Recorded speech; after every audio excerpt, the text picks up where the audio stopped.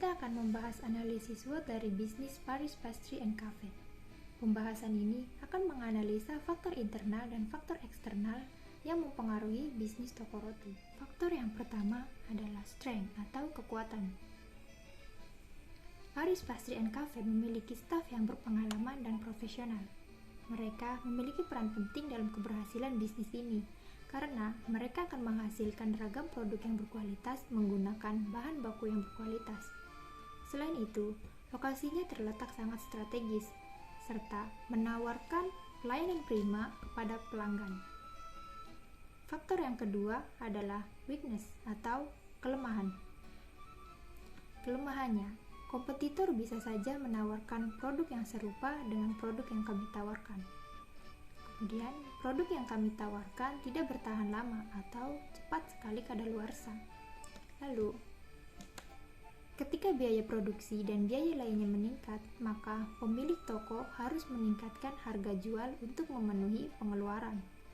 Namun, hal ini tidak disukai oleh pelanggan. Faktor yang ketiga adalah opportunity atau peluang.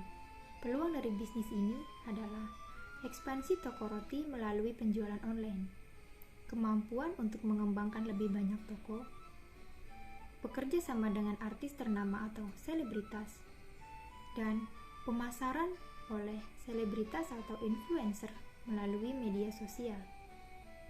Faktor yang terakhir adalah threats atau ancaman. Ancaman dari bisnis ini adalah kompetitor sudah menjual produk yang kita tawarkan, dan kondisi yang tidak terduga seperti pandemi mengakibatkan penjualan turun. Struktur organisasi. Struktur yang kami pilih adalah struktur fungsional, karena struktur ini banyak digunakan oleh perusahaan-perusahaan yang jumlah karyawannya tidak terlalu banyak dan yang struktur jabatannya tidak terlalu kompleks. Kemudian kerangka struktur terbagi atas departemen atau keahlian, supaya masing-masingnya fokus pada tugas dan spesialisasinya. Kemudian struktur ini mudah diatur dan juga stabil, karena usaha kami berada pada ketidakpastian yang rendah, dan juga berada dalam skala usaha yang tidak terlalu besar. Dan struktur ini dapat disesuaikan apabila usaha kami berkembang. Budaya organisasi yang kami pilih merupakan gabungan dari hierarchy culture dan juga market culture. Mengapa? Karena usaha kami fokus pada bagian internal maupun fokus pada bagian eksternal. Dan kedua culture ini sama-sama fokus pada stabilitas dan kontrol, yang sesuai dengan ketidakpastian yang rendah pada usaha kami. Fokus internal yang dimaksud adalah pekerja diharapkan dapat bekerja dengan efisien, dapat meminimalisir resiko, dan mengeliminasi kesalahan supaya terjadi keteraturan. Juga diharapkan dapat menjaga konsistensi keahlian teknis mereka. Usaha kami juga fokus pada kontrol biaya dan proses, supaya usaha kami dapat terus berjalan dengan baik. Fokus eksternal yang dimaksud adalah bagaimana usaha kami dapat bersaing di sektor makanan dan minuman atau kompetisi. Kemudian pemberian value bagi pelanggan, yaitu bagaimana kami dapat memproduksi makanan minuman dan dapat menghasilkan pelayanan yang terbaik. Dan juga kecepatan produksi yang dapat menarik minat pelanggan.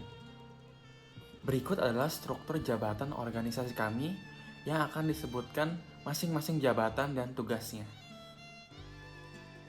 Sekarang saya akan menjelaskan tentang perencanaan sumber daya manusia untuk kafe kami. Head Manager yang bertugas untuk memanage dan mengawasi jalannya toko. Lalu ada Finance Manager yang bertugas untuk memanage keuangan kafe dan bakery. Lalu membuat laporan keuangan. Kasir untuk melayani customer dalam bentuk transaksi penjualan makanan dan minuman.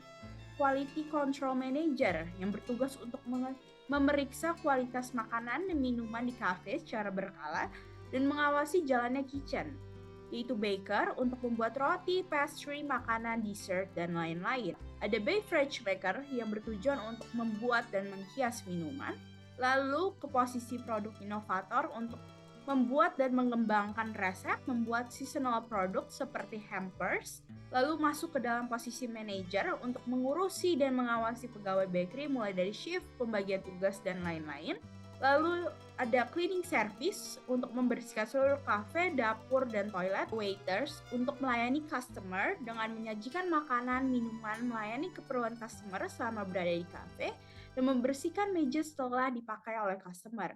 Lalu masuk ke dalam logistik manager yang mengurusi stok dan kualitas bahan baku.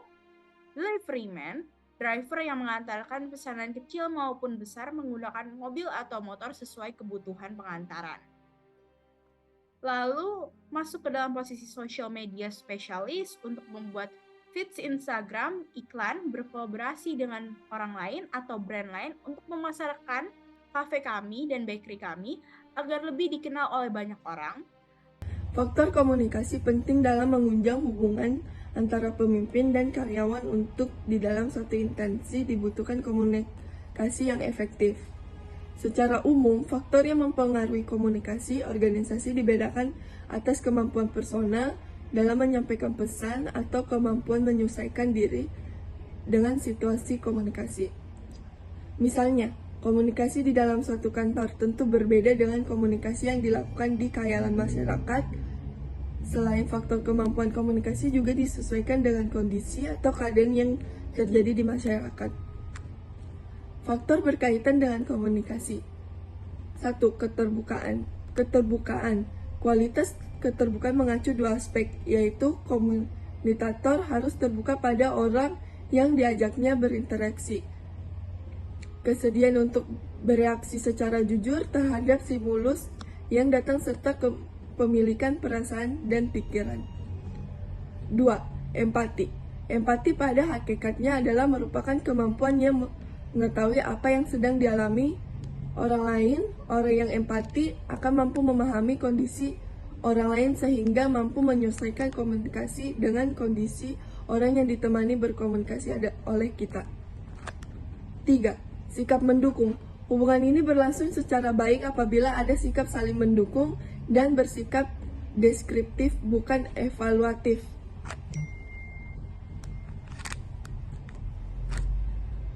4. Kesamaan. Menunjukkan kepada derajat kesamaan makna antara pihak-pihak yang terkait dalam komunikasi. Antara pihak penyampaian berita atau pihak penerima informasi. Etika bisnis. Etika bisnis yaitu nilai-nilai dan moral yang mengatur perilaku setiap orang dalam kegiatan bisnis, berfokus pada lingkungan, situasi, dan konteks. Implementasi yang bisa kita lakukan dalam etika berbisnis yaitu outing dengan seluruh pegawai, tujuannya untuk kebersamaan dan bonding, training untuk pegawai baru dan workshop untuk peningkatan kualitas sumber daya manusia. Yang ketiga, mengoperasikan bisnis dengan integritas untuk mencapai dan menciptakan reputasi yang baik dalam perusahaan. Yang terakhir yaitu selalu siap dalam bekerja, artinya bertanggung jawab bukan hanya pada job desk yang dimiliki, tetapi juga dengan rekan kerja yang lain apabila mengalami kesulitan. Aspek etika yaitu integritas moral, saling menghargai satu sama lain, kerja keras, berlaku adil, sopan terhadap konsumen dan pelanggan.